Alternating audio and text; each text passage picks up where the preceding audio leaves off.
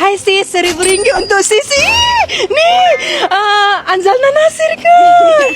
Cahaya nampak daripada jauh tadi, boleh tak? I kenal Cahaya you. I kenal you. Sumpah lah. Yes, me and my sisters selalu tengok you punya video. Ni tak mungkin keluarga artis tengok Cahaya dalam TikTok. Because you are very generous. Boleh tak nak tanya-tanya rezeki Cahaya jumpa sis hari ni? Boleh tak yang tanya-tanya? Boleh. Kalau menang dapat ni kan.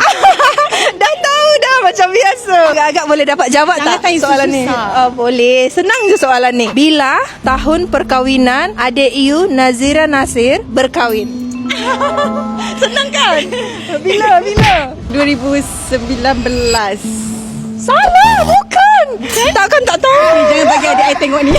Tapi I rasa I ingat dia punya tarikh 29 Ogos dia kahwin. Oh, dia ambil hati balik. Dah tahu tarik kahwin pula. Tak dapat lah RM1,000 ni. Lain soalan. Cahaya bagi chance lagi sekali. Ni yang ni kalau tak boleh tak apa ya. Spill apa rahsia kecantikan Sister Nazir? Sebab adik-beradik semua cantik kan. Anzalna ni very simple tau. Ha-ha. Tapi yang penting kita kena guna produk yang bagus lah. Kalau untuk skincare. Yang bersesuaian untuk kulit. Okey, tak apa. Kalau untuk make up pula tolonglah spill. Cantik sangat-sangat. Hari ni makeup artist yang make upkan I. Oh. Selalu I akan bagi bahan-bahan make up I kat dia. Dan dia akan buatkan make up untuk I lah. But Kalau for untuk today, lipstick pakai Tom Ford.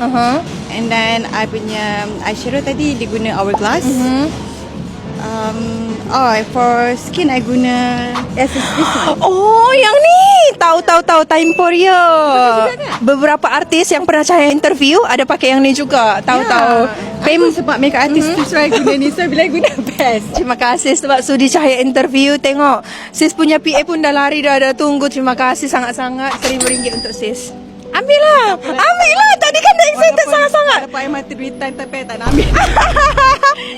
Tak. Kita buat charity, bagi duit daripada orang yang membutuhkan. Betul-betul lah. Macam ni lah kalau artis kan. Terima kasih. Jumpa lagi sis. Bye.